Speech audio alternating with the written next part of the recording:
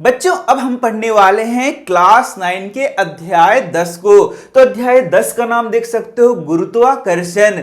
इसका इंग्लिश क्या होता है? ग्रेविटेशन। तो बच्चों ग्रेविटेशन गुरुत्वाकर्षण का नाम तुमने बहुत बार सुना है, लेकिन तुम क्या जानते हो बच्चों कि गुरुत्वाकर्षण क्या होता है? तो बच्चों गुरुत्वाकर्षण एक बल है बच्चों, और बल के बारे में पीछे चैप्टर में मैंने बहुत डिटेल में पढ़ाया है, तो उस चैप्टर को तुम जरूर पढ़ लो बच्चों। तो यदि तुम्हें गुरुत्वाकर्षण पढ़ना है, इस चैप्टर को पढ़ना है बच्चों, और तुम चाहते हो कि सभी चीजों को तुम एकदम अच्छे से समझो, तो पीछे गति चैप्टर पढ़ के आना, उसके बाद बल चैप्टर पढ़ के आना, उसके बाद ही इस चैप्टर को शुरू करना, तब तुम्हें ये चैप्टर समझ में आएगा, वरना कुछ भी समझ में नहीं आएगा। हो सकता है तुम बीच में जाते जाते जाते मैं तो तुम्हें समझाऊं, लेकिन तुम्हें कुछ समझ ही ना आए, तो तुम बोलोगे कि सर आपने कैसे पढ़ाया, मुझे समझ नहीं आया। तो इसमें तुम्हारी प्रॉब्लम है, तुम्हारी कमी है, क्योंकि यहां पर बहुत सारे बेसिक चीजें हैं बच्चों। जैसे गति में तुम्हें गति के समीकरण को पढ़ना है। गति के समीकरण यदि तुम्हें नहीं आते हैं तो फिर यहां तुम कैसे समझ पाओगे? तुम्हें त्वरण के बारे में पढ़ना है, यहां गुरुत्वीय त्वरण के बारे में पढ़ना है, तुम्हें वहां बल के बारे में पढ़ना है। बल जो चैप्टर है उसमें बल के बारे में पढ़ाया गया है। बल F बराबर क्या होता है? m इंटू ए होता है। m मतलब होता है मास, और a मतलब क्या होता है? त्वरण। तो ये सब चीजें यदि तुम नहीं जानते हो बच्चों, तो इस चैप्टर को तुम नहीं समझ सकते हो, बिल्कुल नहीं समझ सकते हो। तो मैं रिक्वेस्ट कर रहा हूं पहले उसको एकदम अच्छे से समझ लो, उसके बाद इस चैप्टर को पढ़ना। तो मैंने क्या बताया? गुरुत्वाकर्षण एक बल है बच्चों।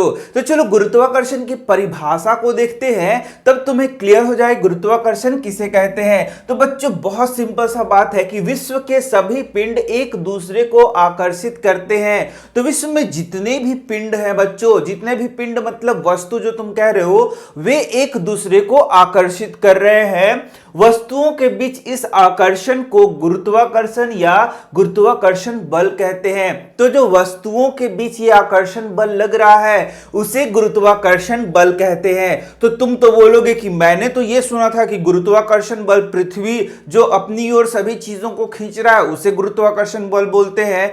तो थोड़ा सा यहां पर समझो बच्चों, यहां पर एकदम शुरू से समझो। जब भी तुम्हें गुरुत्वाकर्षण बल पूछेगा तो तुम यह परिभाषा लिखोगे कि पृथ्वी पर नहीं बोलेंगे, इस ब्रह्मांड की, इस विश्व की कोई भी पिंड क्या कर रहा है? दूसरे पिंड को आकर्षित कर रहा है। जैसे मैं एक पिंड हूं और यहां चेयर एक पिंड है, तो एक दूसरे को हम लोग क्या कर रहे हैं? आकर्षित कर रहे हैं। मैं उस चेयर पे फोर्स लगा रहा हूं, बल लगा रहा हूं, और वह चेयर मुझ पर बल लगा रहा है। तो इस प्रकार हम लोगों के बीच एक बल कार्य कर रहा है, उसे हम लोग कहते हैं गुरुत्वाकर्षण बल। अब एकदम क्लियर हो गया? तो तुम बोलोगे कि जब हम पृथ्वी जो है वह भी हमारे ऊपर एक आकर्षण बल लगा रहा है, या फिर पृथ्वी पर जितने भी वस्तु है उस पर वह एक आकर्षण बल लगा रहा है और अपनी ओर खींच रहा है। जैसे देख सकते हो यहां छोड़ने पर यह नीचे की ओर आ रहा है, ठीक है? तो इसे क्या कहते हैं? तो बच्चों इसे हम लोग बोलते हैं गुरुत्व बल। गुरुत्वाकर्षण नहीं बोल के इसका नाम क्या होता है? गुरुत्व बल। तो यहां पर गुरुत्व बल में यहां देखोगे कि यहां पृथ्वी अपनी ओर सभी चीजों को क्या कर रही है? आकर्षित कर रही है। या फिर बोलेंगे पृथ्वी एक पिंड हो गया और यह भी एक पिंड हो गया। तो ये पिंड पृथ्वी को अपनी ओर आकर्षित कर रहा है। ये पिंड चाह रहा है कि पृथ्वी ऊपर आ जाए, और पृथ्वी चाह रही है कि ये पिंड नीचे आ जाए। मतलब इस पिंड और पृथ्वी के बीच एक आकर्षण बल लग रहा है, जिसको हम लोग गुरुत्वाकर्षण बल ही कहेंगे, लेकिन एक विशेष नाम उसका है, स्पेशल नाम उसका है, और वह नाम है गुरुत्व बल। फोर्स ऑफ ग्रेविटी उसको कहते हैं। समझ में आ गया अब सारी बात? तो यहां पर हम लोगों ने क्या सीखा कि जब भी दो पिंड रहते हैं तो एक दूसरे पर आकर्षण बल लगाते हैं। जैसे यहां देख सकते हो, यहां एक पिंड है A और एक पिंड है B, जिसका कुछ द्रव्यमान है, जिसका कुछ मास है। मतलब इसमें m मास है और इसका भी क्या है? m मास है। मतलब कि यहां ये मान लो कि m kg का है। कितना है ये? m इस तरीके से ये m kg का है और ये कितना है m kg का।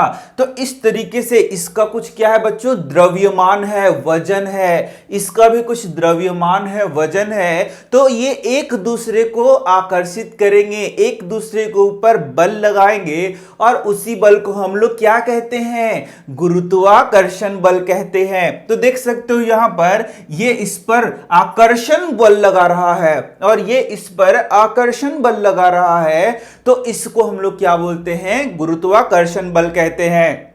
अब देखना यहां पर कोई एक पिंड है और ये है पृथ्वी बच्चों। तो यहां पृथ्वी और इस पिंड के बीच में भी आकर्षण बल लगेगा, तो उस बल को हम लोग क्या बोलेंगे, गुरुत्व बल बोलेंगे। देखो ये वाला बल क्या हो गया, जो पृथ्वी इसको नीचे की ओर खींच रही है, इसे हम लोग बोलेंगे गुरुत्व बल। इसका एक स्पेशल नाम दे दिया गया है, कोई दिक्कत नहीं है ना। तो चलो अब हम लोग अपने नेक्स्ट टॉपिक की ओर बढ़ते हैं और यहां पर देख सकते हो गुरुत्व का सार्वत्रिक नियम क्या है। बहुत इंपॉर्टेंट, सबसे पहला इंपॉर्टेंट टॉपिक तुम्हारा आ गया। क्या गया, गुरुत्वाकर्षण का सार्वत्रिक नियम क्या है। तो यहां देख सकते हो एकदम इजीएस्ट है, एकदम आसान है।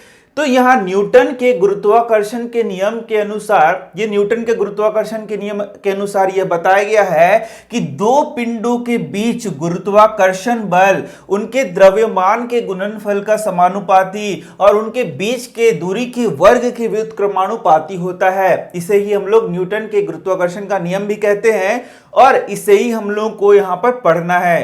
तो देखो ये क्या बता रहा है, बहुत अच्छे से सीखो। दो पिंड दिख रहा है यहां पर, एक पिंड है A और एक पिंड है B। तो दो पिंड के बीच लगने वाला बल, जिसे हम लोग क्या बोलते हैं, फोर्स कह रहे हैं, बल कह रहे हैं। दो पिंड के बीच लगने वाला बल उनके द्रव्यमान के गुणा करके समानुपाती होगा। यानी ये समानुपाती होता है इनके द्रव्यमान के गुणनफल का। मान लो इसका द्रव्यमान है m और इसका द्रव्यमान है m, तो इनके गुणनफल का ये क्या होगा, समानुपाती होगा। इसको गुना कर दो, गुना m, ठीक है। तो ये बोल रहा है कि मान लीजिए कि दो पिंड A और B है जो एक दूसरे से d दूरी पर है, वो तो बता रहा हूं। उनका द्रव्यमान क्रमशः क्या है, m तथा m है। तो न्यूटन के नियम के अनुसार या बोले गुरुत्वाकर्षण के सार्वत्रिक नियम के अनुसार क्या हुआ, गुरुत्वाकर्षण के सार्वत्रिक नियम के अनुसार क्या हुआ, F समानुपाती है दोनों के मास के गुणनफल के, यानी कि m गुना m के समानुपाती है। ये निशान बच्चों है समानुपाती का। और समानुपाती का मतलब क्या होता है, यह बढ़ेगा तो यह भी बढ़ेगा, यह घटेगा तो यह भी घटेगा। इसे ही बोलते हैं समानुपाती बच्चों, ठीक है। तो यदि यहां पर देख सकते हो मास बढ़ाएंगे तो द्रव्य जो फोर्स है यानी कि बल है वह भी बढ़ेगा। यदि द्रव्यमान घटाएंगे तो यह बल भी घटेगा। इसका मतलब क्या हो गया, यदि भारी भारी पिंड है तो उनके बीच में यहां पर क्या होगा बच्चों, गुरुत्वाकर्षण बल ज्यादा लगेगा। और हल्के हल्के पिंड हैं तो गुरुत्वाकर्षण बल क्या होगा, कम लगेगा। क्योंकि ये देख सकते हो ये है समानुपाती। समझ में आ गया। अब चलो और बोलता है, तो क्या बोला कि जो बल लग रहा है दो पिंडों के बीच, जिसे गुरुत्वाकर्षण बल कह रहे हैं, वह उन पिंडों के मास के यानी द्रव्यमान के गुणनफल के समानुपाती होता है। तथा वाला भी नहीं पढ़े हो ना, तथा क्या होता है, यह जो है F जो है वह उनके बीच के दूरी के व्युत्क्रमानुपाती होता है, स्क्वायर के व्युत्क्रमानुपाती होता है। ये देखो, तो मान लो कि यहां जो पिंड है, इन पिंडों के बीच का दूरी क्या है बच्चों, d है। इन पिंडों के बीच का दूरी क्या है, d है। तो बोलता है कि इनके बीच जो फोर्स लग रहा है वो इनके बीच का दूरी का वर्ग का व्युत्क्रमानुपाती होता है। मतलब F जो होगा वह व्युत्क्रमानुपाती को ऐसे लिखेंगे, 1/d स्क्वायर ऐसे लिखा जाए 1 बटा करके, तो इसे हम लोग बोलते हैं व्युत्क्रमानुपाती।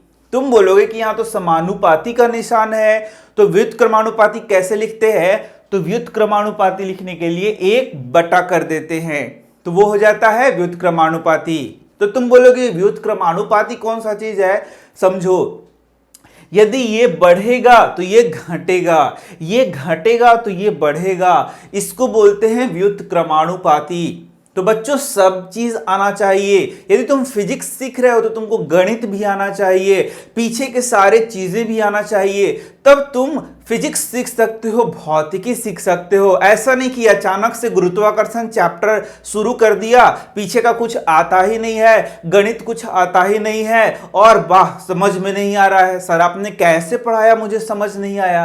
अरे कैसे समझ में आएगा? जब तुम्हें बेसिक कुछ आएगा तभी तो समझ में आएगा, ठीक है। तो यहां देखो, तो अब देखो, मान लो ये समीकरण 1 है और ये क्या है, समीकरण 2 है, तो इन दोनों को मिला देंगे तो कैसा समीकरण बनेगा? देखो कैसा समीकरण बनेगा, तो ये बन जाएगा कि जो गुरुत्वाकर्षण बल है वो समानुपाती होता है m और m के गुणनफल की, यानी दोनों पिंड के गुणनफल के समानुपाती होता है। तो ऐसे लिख दिया और दोनों को मिला के लिखेंगे, और बीच के दूरी के व्युत्क्रमानुपाती होता है। तो यही हो गया F डायरेक्टली प्रोपोर्शनल m गुना m बटा डी स्क्वायर। याद हो रहा है ना? तो जल्दी बताओ, याद हो रहा है तो किसके गुणनफल के समानुपाती होता है? दोनों पिंडों के द्रव्यमान के गुणनफल के समानुपाती होता है। तो बताओ किसके व्युत्क्रमानुपाती होता है? अरे उनके बीच जो दूरी है ना, उसके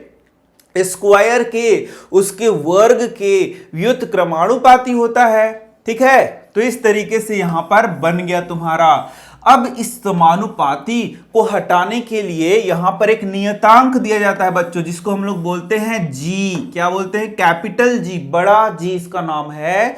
और तो जैसे ही इसमें हम लोग देंगे तो ये आप बराबर लिख सकते हैं, F बराबर, ये वाला ऐसे नहीं लिखना है, F बराबर G इंटू एम बटा डी स्क्वायर।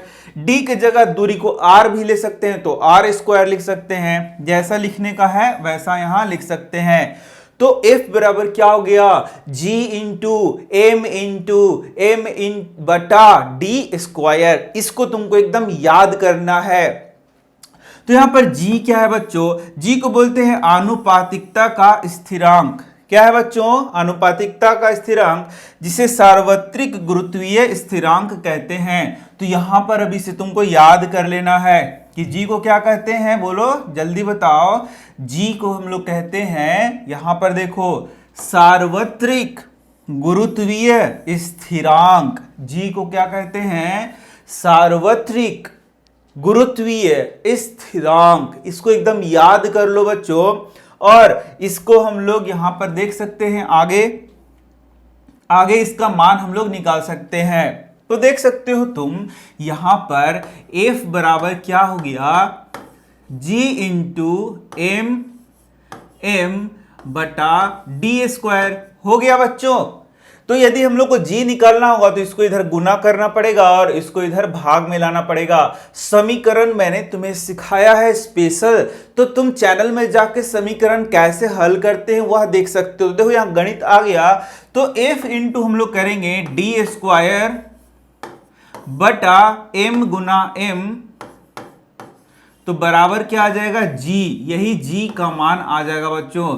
तो G बराबर क्या हो गया? F इंटू डी स्क्वायर बटा m इंटू m। तो ये हो गया तुम्हारा G। तो G का यहां पर मान दिया गया है, जिसे तुमको क्या कर लेना है बच्चों? याद कर लेना है। तो यहां देख सकते हो G का मान दिया हुआ है, यहां देख लो, ये तुम्हें याद कर लेना है। G का मान क्या है बच्चों? देखो 6.67 into 10 to the power -11 nm square बटा kg स्क्वायर। इस तरीके से G का मान तुम निकाल सकते हो। तो G का मान तो तुमने, मतलब तुम्हें याद करना है। तो G का मात्रक कैसे हम लोग निकालते हैं? देखो G का मात्रक कैसे निकालते हैं वह मैं तुम्हें सिखा रहा हूं।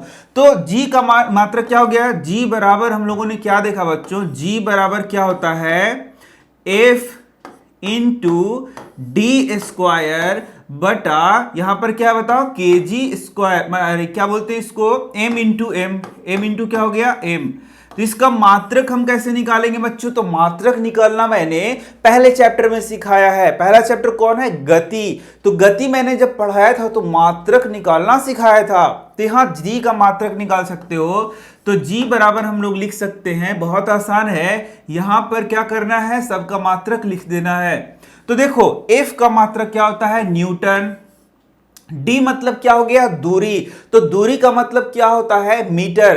तो मीटर का स्क्वायर हो गया nm स्क्वायर, बटा जो द्रव्यमान है उसका मात्रक क्या होता है, केजी। तो 1 केजी इसके लिए और 1 केजी इसके लिए, तो यहां केजी का स्क्वायर हो जाएगा, केजी का स्क्वायर। तो यही हो गया तुम्हारा जी का मात्रक। तो इसको भी तुम याद रखना, एनएम स्क्वायर बटा केजी स्क्वायर। और इसको और तरीके से लिख सकते हैं बच्चों, ऐसे लिख सकते हैं, केजी ऊपर जाएगा तो इसको लिख सकते हैं एनएम स्क्वायर केजी -2, केजी पर -2 लग जाएगा, बट्टा में रहेगा तो स्क्वायर हो जाएगा और ऊपर चढ़ जाएगा तो -2 हो जाएगा। तो इस तरीके से इसका मान देख सकते हो, एकदम याद रखना है। जी का मान पूछेगा कि जी का मान कितना होता है, कई जगह पूछेगा तुमको, तो यहां लिख देना 6.67 इंटू 10⁻11 एनएम स्क्वायर पर केजी स्क्वायर। इसको पर केजी स्क्वायर पढ़ते हैं, इसको क्या बोलेंगे, पर केजी स्क्वायर, या इसको ऐसे भी लिख सकते हो। तो मुझे लग रहा है कि तुम्हें ये धीरे धीरे समझ में आ रहा है।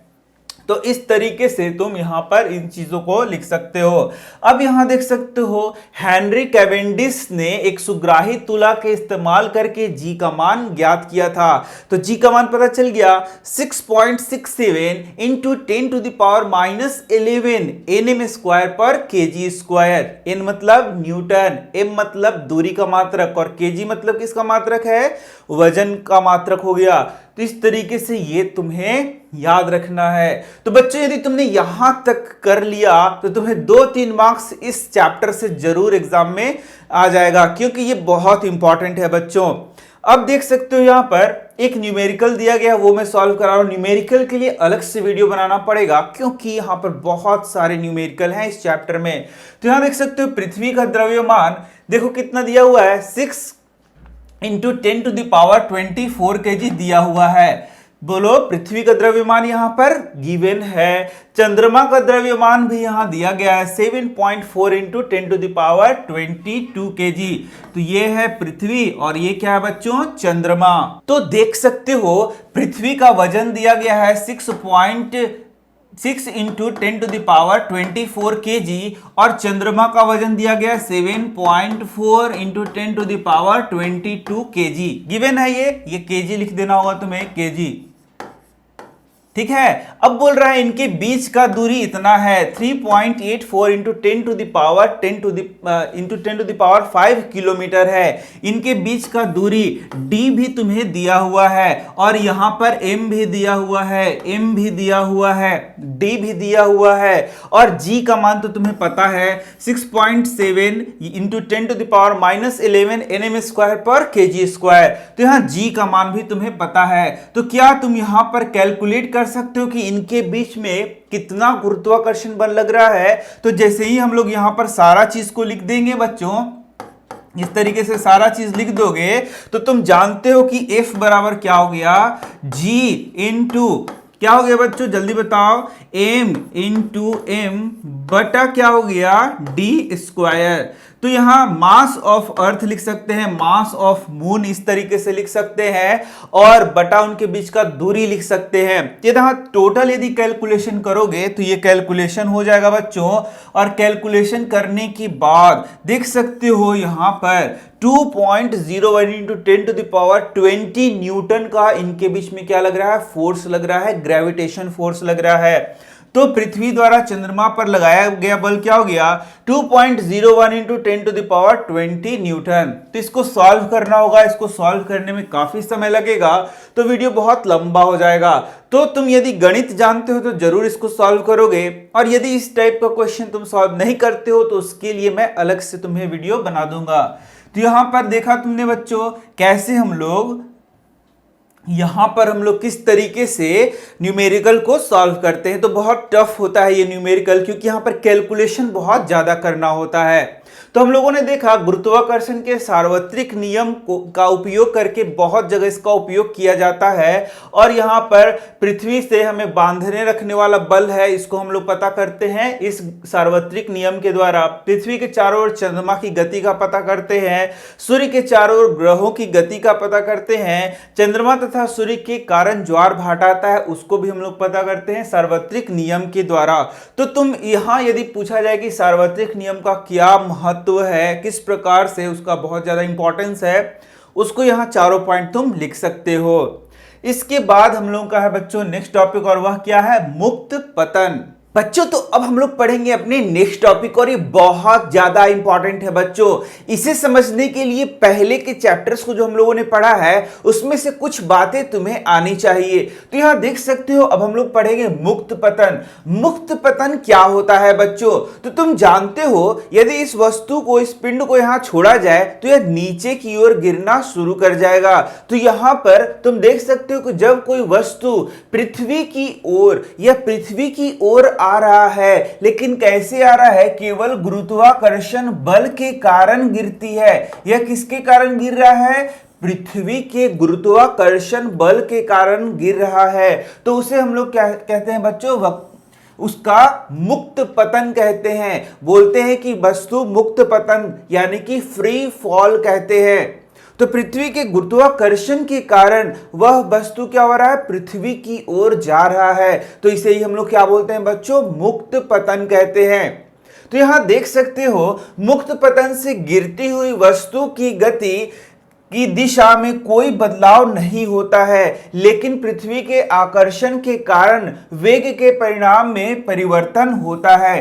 तो देख सकते हो बच्चों, जो यहां पर ये ऊपर से नीचे गिरा रहे हैं, बहुत ध्यान से अभी सीखो। यदि कोई पिंड ऊपर से नीचे जा रही है तो पिंड ऊपर से नीचे जा रहा है तो इसका दिशा में कोई परिवर्तन नहीं हो रहा है। देखो यदि पिंड यहां पर है और ऊपर से नीचे जा रहा है पृथ्वी की ओर, तो यह एक दिशा में जा रहा है, ऊपर से नीचे एक ही दिशा में जा रहा है, लेकिन इसकी वेग में परिवर्तन हो रहा है। वेग में परिवर्तन हो रहा है। जैसे देखो यहां से गिरना शुरू हो रहा है और पृथ्वी पर जा रहा है।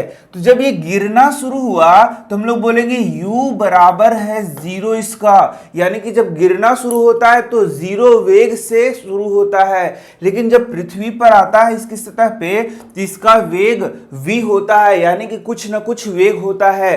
तो ये सब चीजें मैंने पहले तुम्हें सिखाई है बच्चों। u को बोलते हैं प्रारंभिक वेग और v को बोलते हैं अंतिम वेग। तो यहां पर यदि तुम इसको समझ गए बच्चों तो यहां पर न्यूमेरिकल में ये बहुत काम आएगा तुम्हारे लिए। तो यहां से दो बात एकदम याद कर लो बच्चों। जब पिंड को ऊपर से नीचे की ओर गिराया जा रहा है, ऊपर से नीचे की ओर गिराया जा रहा है, जैसे कि छत पर खड़े हो किसी बॉल को फेंको या किसी चट्टान से किसी कार को नीचे फेंका जाए, तो ये सारे न्यूमेरिकल तुम्हें पूछे जाएंगे। तो उस समय जब उसको फेंका जा रहा है, ऊपर से गिराया जा रहा है, तो प्रारंभिक वेग 0 होगा, यानी कि यहां पर वेग क्या होता है, 0 होता है। और जब वो पृथ्वी से टकराएगा तो उसका वेग कुछ ना कुछ होगा यहां, जैसे कि यहां हो सकता है 10 मीटर प्रति सेकंड का वेग से पृथ्वी पर टकरा सकते हैं, कुछ ना कुछ यहां पर होगा। समझ गए इतनी बात को? तो इस तरीके से एक और बात याद कर लो कि यदि नीचे से ऊपर पिंड को फेंका जाए, नीचे से ऊपर पिंड को फेंका जाए, तो देखोगे कि जब नीचे से पिंड ऊपर जा रहा है, ठीक है, तो देखना तुम नीचे से ऊपर गया वापस आया, इसका मतलब यहां पर जो गया था इसका वेग यहां 0 हो गया। तो जब नीचे से ऊपर फेंका जाएगा तो प्रारंभिक वेग कुछ ना कुछ यहां होगा, जैसे 10 मीटर प्रति सेकेंड या 20 मीटर प्रति सेकेंड। देखो यहां से मैं फेंक रहा हूं तो यहां पर कुछ ना कुछ वेग है, लेकिन ऊपर जाके वेग यहां 0 हो गया, तभी तो गिर गया। और यहां पर v बराबर क्या हो जाएगा बच्चों, 0, यानी अंतिम वेग क्या हो जाएगा, 0 हो जाएगा। तो ये दो बात याद रखना, ऊपर से नीचे और नीचे से ऊपर। तो ऊपर से जब नीचे आएगा तो यहां जीरो और यहां कुछ ना कुछ वेग होगा, और नीचे से ऊपर तो नीचे कुछ ना कुछ होगा और ऊपर क्या होगा, जीरो होगा। तो ये यदि याद है बच्चों जो 2.1 ने बताया तो तुम एग्जाम में न्यूमेरिकल बहुत आसानी से बना सकते हो, नहीं तो कभी नहीं बना सकते हो। हमेशा न्यूमेरिकल गलती होगा, आंकिक प्रश्न गलती हो जाएगा। तो यहां पर देखो क्या बोला गया कि कोई भी पिंड जब ऊपर से नीचे पृथ्वी की ओर जा रहा है तो दिशा क्या है, एक ही है। दिशा क्या है, दिशा इसका एक दिशा में जा रहा है, लेकिन वेग में परिवर्तन हो रहा है बच्चों। वेग में क्या हो रहा है, परिवर्तन। वेग कहीं कम था और कहीं ज्यादा है, तो वेग में परिवर्तन के दर को ही हम लोग क्या बोलते हैं, त्वरण बोलते हैं। इसका मतलब ऊपर से नीचे यदि कोई पिंड आ रहा है या नीचे से ऊपर कोई पिंड जा रहा है तो वहां पर त्वरण उत्पन्न होता है बच्चों। त्वरण मैंने पढ़ाया है, इसलिए मैंने बोला यदि पीछे के चैप्टर्स तुम्हें नहीं आते हैं तो ये चैप्टर पढ़ना बिल्कुल ही बेकार है, एकदम समझ में नहीं आएगा। तो त्वरण मैंने बताया है कि वेग में परिवर्तन की दर को त्वरण कहते हैं। तो यहां देखोगे यह पिंड जब ऊपर से नीचे आ रहा है या नीचे से ऊपर जा रहा है तो इसमें भी एक त्वरण उत्पन्न हो रहा है, और यह पृथ्वी के गुरुत्वाकर्षण के कारण हो रहा है, इसीलिए इसका नाम होता है गुरुत्वीय त्वरण। बच्चों यहां जो त्वरण उत्पन्न हो रहा है इसे हम लोग क्या बोलते हैं बच्चों, गुरुत्वीय त्वरण कहते हैं। तो यहां देख सकते हो तुम कि मुक्त पतन से गिरती हुई वस्तु की गति की दिशा में कोई बदलाव नहीं होता है, लेकिन उसके वेग में बहुत परिवर्तन होता है। हम जानते हैं कि वेग के परिमाण में किसी भी परिवर्तन से त्वरण उत्पन्न होता है, यानी कि वेग में जो परिवर्तन हो रहा है उसी के दर को हम लोग क्या बोलते हैं, त्वरण बोलते हैं। तो ये पीछे मैंने पढ़ाया है। तो यहां पर देखोगे पृथ्वी की ओर गिरती हुई वस्तु को पर भी क्या करती है, त्वरण काम करती है। ये ऐसे आ रहा है तो यहां भी त्वरण उत्पन्न हो रहा है, किसके कारण, पृथ्वी के गुरुत्वाकर्षण के कारण। इसलिए हम बोलते हैं, इसे नया नाम देते हैं और उसे हम लोग क्या बोलते हैं, गुरुत्वीय त्वरण। क्या बोलते हैं बच्चों, गुरुत्वीय त्वरण इसको हम लोग बोलते हैं। इस त्वरण का क्या नाम है, गुरुत्वीय त्वरण। यह त्वरण देखो ऐसे, त्वरण ऐसे लिखोगे, त्वरण, यह हो गया त्वरण। तो यह त्वरण पृथ्वी के गुरुत्वीय बल के कारण होता है। किसके कारण होता है बच्चों, पृथ्वी के गुरुत्वीय बल के कारण होता है, और इस गुरुत्वीय बल के कारण होता है, इसलिए इसको हम लोग क्या बोलते हैं बच्चों, गुरुत्वीय त्वरण कहते हैं, या फिर सीधे त्वरण, इसे हम लोग क्या बोलते हैं, त्वरण कहते हैं। और इसका मात्रक जानते हो बच्चों क्या होता है, मीटर प्रति सेकंड स्क्वायर, ये वाला इसका मात्रक होता है। तो क्या तुम बता सकते हो त्वरण का मात्रक क्या होता है, त्वरण का मात्रक, त्वरण को हम लोग ए से दिखाते थे, याद करो त्वरण ए होता था, और यहां पर इसे हम लोग बोलते हैं जी। इसका मात्रक होता था मीटर प्रति सेकंड स्क्वायर, तो इसका भी मात्रक क्या होता है बच्चों, मीटर प्रति सेकंड स्क्वायर। तो इस तरीके से जो वहां हम लोगों ने त्वरण पढ़ा था चैप्टर 1 में, ठीक इसी तरीके से यहां पढ़ना है गुरुत्वीय त्वरण, और उसको हम लोग जी से दिखाते हैं, छोटे जी से दिखाते हैं। मात्रक क्या होता है, मीटर प्रति सेकंड स्क्वायर। तो बहुत अच्छे से समझ में आ रहा है तुम्हें। तो ये सारा चीज तुम्हें तब समझ में आ रहा होगा जब तुमने पहले इसे पढ़ा होगा, पहले चैप्टर में इसे पढ़ा होगा। तब देखो यहां पर कि हम जानते हैं कि द्रव्यमान और त्वरण के गुणनफल को बल कहते हैं। तो देखो बल वाला चैप्टर में मैंने क्या बताया था कि F बराबर क्या होता है बच्चों, F बराबर होता है ma, याद है F बराबर क्या होता है, ma। फोर्स बराबर क्या होता है, ma, मतलब मास गुना क्या बोलते हैं इसको, त्वरण, यानी कि द्रव्यमान गुना त्वरण। बल बराबर क्या हो गया बच्चों, बल बराबर द्रव्यमान गुणा क्या हो गया बताओ, त्वरण। इस तरीके से द्रव्यमान गुना क्या हो गया बच्चों, त्वरण हो गया। तो इसलिए गुरुत्वीय बल के परिमाण और उसके द्रव्यमान तथा गुरुत्वीय त्वरण के गुणनफल के बराबर होता है। तो गुरुत्वीय बल, जो गुरुत्वीय बल लग रहा है, कितना गुरुत्वीय बल लग रहा है, वह किसके बराबर होगा, m इंटू जी के बराबर हो गया, m इंटू जी के बराबर हो गया। तो फोर्स में m इंटू ए था, यहां m इंटू क्या हो गया, g हो गया। बस छोटा सा बात है, तो नहीं समझ में आया तो यहां देख सकते हो हम लोग, यहां पर गुरुत्वीय त्वरण g के मान को हम लोग निकालेंगे तो तुम्हें समझ में आ जाएगा। तब g का मान कितना होगा, जो छोटा g है, स्मॉल g है, उसका मान कितना होगा, तो यहां हम लोग निकाल सकते हैं। तो पृथ्वी द्वारा किसी पिंड पर लगने वाला बल F बराबर क्या होता है, देखो यहां पर जो मैंने बताया था कि ये पृथ्वी है बच्चों, इस पर कोई पिंड है, यहां पर इसकी कोई दूरी है, तो इनके बीच लगने वाला बल क्या है, तो मैंने अभी तुरंत बताया है तुमको कि ये होता है F क्या होता है, बराबर जी एम बटा आर स्क्वायर। आर क्या हो गया, इनके बीच का दूरी हो गया। तो यदि पृथ्वी के सतह के नजदीक है तो यहां से जो त्रिज्या है पृथ्वी का, वही हम लोग ले लेते हैं और उसे बोलते हैं आर, ठीक है। एम यहां पर क्या हो गया, पृथ्वी का द्रव्यमान, और एम क्या हो गया, पिंड का द्रव्यमान, और g क्या है बताओ, g स्थिरांक है 6.67 into 10 to the power -11 nm square पर kg स्क्वायर, मैंने बताया था। और F क्या हो गया, यही वह बल हो गया जिससे जो इन दोनों के बीच में लग रहा है, ठीक है। तो यही बता रहा है F बराबर जी एम ई एम बटा आर स्क्वायर। तो एम ई मतलब क्या हो गया, मास ऑफ अर्थ हो गया। m मतलब क्या हो गया, द्रव्यमान किसका, उस पिंड का। आर मतलब क्या हो गया, ये त्रिज्या लेते हैं बच्चों, पृथ्वी की त्रिज्या लेते हैं। तो एम ही पृथ्वी का द्रव्यमान हो गया, एम पिंड का द्रव्यमान हो गया, ठीक है, और फिर आर पृथ्वी का त्रिज्या हो गया। इफ बल लगने के कारण उत्पन्न त्वरण गुरुत्वीय त्वरण होगा। तो यहां पर जो फोर्स है बच्चों, ये जो एफ हम लोग निकाल रहे हैं वह क्या है, वही गुरुत्वीय त्वरण का मान को देगा। तो एफ बराबर क्या होता है बच्चों, जैसे मैंने अभी तुरंत बताया, द्रव्यमान गुना क्या होगा, जो यहां पर गुरुत्वीय त्वरण है वह होगा।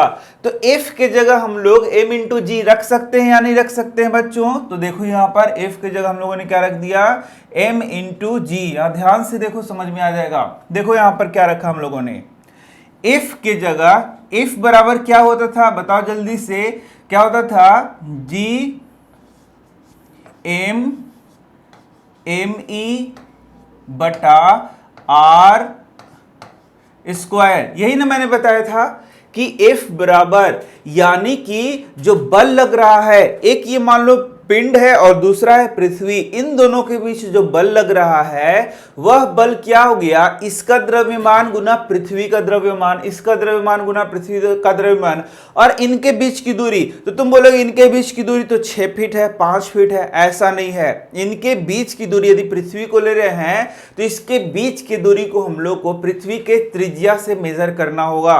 तो इसका और पृथ्वी का त्रिज्या यानी कि पृथ्वी के केंद्र से इसकी दूरी क्या हो गया, आर स्क्वायर हो गया। इतना समझ गए। और वही बल इन दोनों के बीच में लग रहा है, यानी इस पिंड और पृथ्वी के बीच में यही बल लग रहा है। और यही बल क्या चीज है बच्चों, गुरुत्वीय त्वरण, और ए के बराबर भी होगा। जो ये जो बल लग रहा है बच्चों, एफ जो लग रहा है, वह हम लोगों ने बताया कि एम इंटू जी होता है। पिछले चैप्टर में हम लोगों ने पढ़ा है कि फोर्स जो होता है, बल जो होता है, वह मास मतलब द्रव्यमान गुना त्वरण के बराबर होता है। तो यह जो बल है, जिस बल से पृथ्वी इसको खींच रहा है, यह पृथ्वी को खींच रहा है, यह तो उतना ही बल है बच्चों। तो यहां पर इसको और इसको हम लोग क्या कर सकते हैं, बराबर में लिख सकते हैं। तो हम लोगों ने लिख दिया यहां m गुना जी, इस f के जगह क्या लिख दिया, m गुना जी, और बराबर में यही लिख दिया। तो m से m तो कट गया बच्चों, m से m क्या हो गया, कट गया। ये छोटा m है मान लो, तो m से m क्या हो गया, कट गया। तो m से m जैसे ही कटेगा तो g देख सकते हो क्या हो गया, यहां पर g का मान निकालोगे तो ये हो जाएगा g m e बटा r स्क्वायर। होगा कि नहीं होगा बच्चों, तो यही जी से हम लोग इसको बोलते हैं गुरुत्वीय त्वरण। जी को क्या बोलते हैं बच्चों? गुरुत्वीय त्वरण बोलते हैं। और गुरुत्वीय त्वरण के लिए देखो अब हम लोग को क्या करना पड़ेगा, जी का मान रखना पड़ेगा। जी का मान जल्दी बताओ, मैंने अभी तुरंत पढ़ाया है 6.67 into 10 to the power minus, देखो यहाँ पर लिखा हुआ है जी का मान, ये देखो 6.67 into 10 to the power minus 11 nm square पर kg स्क्वायर। जी का मान पता चल गया। me मतलब पृथ्वी का द्रव्यमान, तो पृथ्वी का द्रव्यमान मतलब क्या हो गया 6 into 10 to the power 24 kg, ये याद कर सकते हो। थोड़ा सा इसमें अंतर होता है लेकिन यहां पर हम लोग यही लेते हैं। फिर r बराबर क्या हो गया बच्चों? पृथ्वी की त्रिज्या।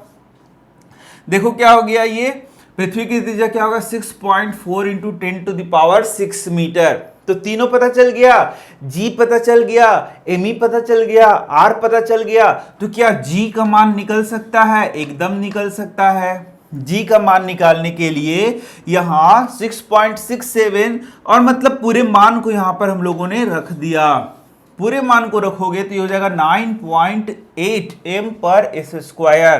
तो इस तरीके से बच्चों जी का मान हमें पता चल गया है। और जी का मान क्या होता है बच्चों? 9.8 m प्रति एस स्क्वायर। इसको याद रखना है बच्चों। जी का मान क्या है? 9.8 मीटर प्रति सेकेंड स्क्वायर। तो यदि अब हम लोग देखेंगे यहां पर कि ये क्या है बच्चों? गुरुत्वीय त्वरण है। और एक यहां पर हम लोग देखेंगे कि गुरुत्वीय स्थिरांक है। तो इन दोनों में क्या अंतर होता है? तो ये दोनों अब मैंने तुम्हें पढ़ा दिया है, गुरुत्वीय त्वरण भी पढ़ा दिया है। तो गुरुत्वीय त्वरण क्या हो गया बच्चों? पृथ्वी के आकर्षण के कारण कोई पिंड ऊपर से नीचे जा रहा है या नीचे से अब ऊपर फेंक रहे हो तो उसमें वेग में परिवर्तन हो रहा है। और वो जो वेग में परिवर्तन हो रहा है वह पृथ्वी के गुरुत्वाकर्षण के कारण हो रहा है। इसलिए वह जो त्वरण है उस त्वरण को हम लोग बोलते हैं गुरुत्वीय त्वरण। और गुरुत्वीय त्वरण का मान क्या हो गया बच्चों? 9.8 मीटर प्रति सेकेंड स्क्वायर। तो थोड़ा सा यहाँ पर एक चीज और मैं सिखा दे रहा हूं। जो गुरुत्वीय त्वरण का मान है बच्चों, जो तुम्हारे बुक के हिसाब से हम लोग पढ़ेंगे, तो जब पृथ्वी की बात करें बच्चों, इस तरीके से पृथ्वी की बात करें तो पृथ्वी में जानते हो कि यहां पर ये है तुम्हारा केंद्र और ये विषुवत रेखा है और यहां पर कुछ चपटा है बच्चों। तो देख सकते हो विषुवत रेखा के पास जो करीब जब आओगे, इधर से इधर आओगे तो आर ये क्या हो जाएगा? बड़ा होते जाएगा। और विषुवत रेखा से ध्रुव पर आओगे, ये क्या हो गया बच्चों? ध्रुव हो गया। तो ध्रुव में आर का मान क्या होते जाएगा? छोटा होते जाएगा। देखो ये आर यहां से यहां क्या है? छोटा है और ये क्या है? बड़ा है। तो R का मान जब बड़ा होता है बच्चों तो G का मान क्या हो जाता है? कम हो जाता है। G का मान क्या हो जाएगा? कम हो जाएगा।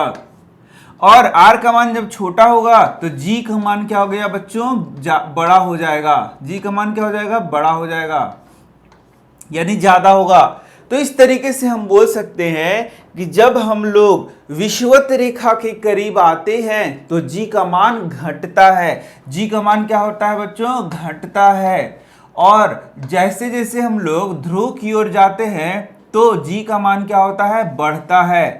क्या होता है बच्चों? बढ़ता है। इसका मतलब G का मान क्या होता है बच्चों? परिवर्तन होता है। G के मान में क्या होगा बच्चों? परिवर्तन होगा। ये बात याद रखना, क्योंकि अभी हम लोगों ने कैलकुलेशन किया है बच्चों। तो कैलकुलेशन में R का महत्व है कि नहीं है? त्रिज्या का महत्व है कि नहीं है? ये है त्रिज्या। तो त्रिज्या का यदि महत्व है बच्चों तो त्रिज्या जब बढ़ेगा तो G का मान घटेगा। यहां देखना, यहां पे मैंने बताया था, ये देखो कि G बराबर जी एम ई बटा आर स्क्वायर होता है। यानी कि जो G का मान है उसमें त्रिज्या के मान का बहुत महत्व होता है। यदि त्रिज्या का मान बढ़ेगा तो G का मान कम होते जाएगा, त्रिज्या का मान कम होगा तो G का मान बढ़ते जाएगा, क्योंकि देख सकते हो ये इनवर्सली प्रोपोर्शनल हो जाएगा। तो इस तरीके से ये जो स्मॉल g है उसका मान क्या होगा बच्चों? परिवर्तनशील होगा, मतलब कि वो घटेगा और बढ़ेगा। तो यहां देख सकते हो गुरुत्वीय त्वरण तथा गुरुत्वीय स्थिरांक में अंतर हम लोगों को देखना है क्या होगा। तो गुरुत्वीय त्वरण क्या है, तो इसका मान क्या हो गया 9.8 मीटर प्रति सेकंड स्क्वायर होता है। तो ये अंतर आ सकता है और तुम इसको आसानी से लिख सकते हो क्योंकि लगभग तुम्हें अब याद होगा। अब गुरुत्वीय स्थिरांक का मतलब मान क्या हो गया 6.67 इंटू 10⁻11 nm स्क्वायर पर kg स्क्वायर, तो ये याद रखो। दूसरा देख सकते हो गुरुत्वीय त्वरण का मान भिन्न भिन्न स्थानों पर भिन्न भिन्न होता है, लेकिन ये जो स्थिरांक है बच्चों इसका मान क्या होता है सदैव स्थिर होता है। इसके बाद देखोगे इसका मान इसका जो मात्रक है m पर s स्क्वायर होता है, इसका मात्रक क्या होता है nm स्क्वायर पर kg स्क्वायर होता है। इसके बाद देखोगे यह एक सदिश राशि है और यह क्या है एक अदिश राशि है। तो जो गुरुत्वीय त्वरण है बच्चों वह एक सदिश राशि है, इसमें दिशा और परिमाण दोनों को लिया जाता है। तो इस तरीके से यहां पर इसके अंतर को देख सकते हो। अब देख सकते हैं हम लोग पृथ्वी के गुरुत्वीय बल के प्रभाव में वस्तुओं की गति, कि पृथ्वी का जो गुरुत्वीय बल है उसके प्रभाव में वस्तुओं की गति कैसे होती है। तो देख सकते हो कि पृथ्वी के निकट g का मान स्थिर रहता है। पृथ्वी के निकट g का मान क्या है स्थिर है। जैसे यहां पर यदि g का मान लेना है तो वो तो बहुत स्थिर है, लेकिन काफी दूरी पर यदि g का मान लेंगे तो उसमें वेरिएशन होगा। अतः एक समान त्वरित गति के सभी समीकरण त्वरण एक स्थान पर g के रखने पर मान्य होंगे। तो समझना ये है बच्चों कि यहाँ पर जो हम लोगों ने समीकरण पढ़े हैं किस चीज के गति के समीकरण पढ़े हैं, जैसे कि v बराबर u प्लस ए टी, या फिर हम लोगों ने क्या पढ़ा है s बराबर U T plus half A T square, V square बराबर क्या होता है यू स्क्वायर प्लस 2s। तो ये गति के समीकरण है बच्चों। तो ये गति के समीकरण यहां पर वैसे ही रहेंगे, सिर्फ एक जगह हम लोगों को क्या लगा देना पड़ेगा g लगा देना पड़ेगा। नहीं समझ में आया तो यहां देखो यहां पर क्या बोल रहा है पृथ्वी के निकट g का मान स्थिर है, अतः एक समान त्वरित गति के सभी समीकरण त्वरण एक स्थान पर g रखने पर भी मान्य होंगे। तो तुम जरा सोचो जब हम लोग गति पढ़ रहे थे बच्चों तो गति में हम लोगों ने समीकरण पढ़ा था v is equal to u plus a t, s बराबर U T plus half A T square. तो ये सारा समीकरण जो हम लोगों ने पढ़ा था वहां पर त्वरण ए को लेते हैं। वहां पे हम लोगों ने देखा था बहुत सारे प्रश्नों को देखा था कि जब u वेग से चलते हुए पिंड पर ब्रेक लगाया जाता है तो वह रुक जाता है, तो उसका त्वरण ज्ञात करिए। ऐसा क्वेश्चन बहुत सारा आया था। तो उसमें हम लोगों ने क्या काम किया था, v हम लोग निकालते थे, u हम लोग निकालते थे, t हम लोगों को पता था, a हम लोग ज्ञात करते थे, याद करो। तो यहां पर प्रश्न थोड़ा बदल जाएगा। यहां से प्रश्न आएगा कि ऊपर से नीचे की ओर गिराया गया, नीचे से पिंड को ऊपर लाया गया, तो ऊपर से नीचे और नीचे से ऊपर यदि गिराया जाएगा इस तरीके का प्रश्न होगा तो यहां a की जगह g काम करेगा, यानी गुरुत्वीय त्वरण यहां पर हम लोगों को लिखना पड़ेगा। जैसे वहां पर गाड़ी को इस तरीके से आगे गाड़ी जा रहा है, ब्रेक लगाया गया तो उसका त्वरण अलग होता था, उसका त्वरण कुछ भी हो सकता था, लेकिन यहां पर जो त्वरण है वह फिक्स होगा क्योंकि पृथ्वी के नजदीक यदि हम लोग कोई भी त्वरण के मान को लेंगे तो वह 9.8 मीटर प्रति सेकेंड स्क्वायर, या फिर कैलकुलेशन को सही करने के लिए 10 मीटर प्रति सेकेंड स्क्वायर ही हम लोग लेंगे। ये वाला हम लोग को एकदम फिक्स रखना है। लेकिन जो हम लोग नॉर्मल क्वेश्चन बनाते थे पहले चैप्टर में तो वहां त्वरण का मान अलग अलग आता था। ये 10 की जगह 20 मीटर प्रति सेकेंड स्क्वायर भी हो सकता था, 2 मीटर प्रति सेकेंड स्क्वायर भी हो सकता था, कुछ भी हो सकता था, लेकिन यहां पर याद रखना है g के मान को। तो वहां पर जो हम लोग a यूज करते थे इस समीकरण में a लिखते थे, हर जगह क्या लिखते थे a, तो वहां पर अब g हम लोगों को लिख देना है। तो यही समीकरण लगा के यहां प्रश्नों को हम लोगों को बनाना है।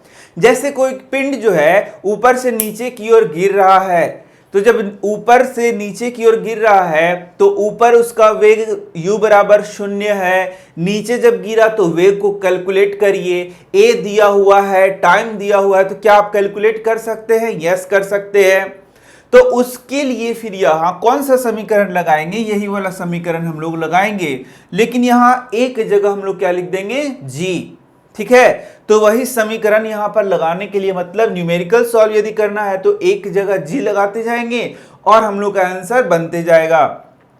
तो इसी के लिए मैंने सिखाया था कि दो बातें याद रखना। यदि पिंड ऊपर से नीचे गिर रहा है, ऊपर से नीचे गिरा है, तो ऊपर प्रारंभिक वेग 0 होगा, ये तुम्हें लिखना होगा, ये कहीं दिया हुआ नहीं होगा। और जब पिंड यहां टकराएगा तो इसका वेग कुछ ना कुछ होगा, ये तुम्हें याद रखना है। यदि तुमने ये याद नहीं रखा तो न्यूमेरिकल यानी कि अंकित प्रश्न नहीं बनेगा।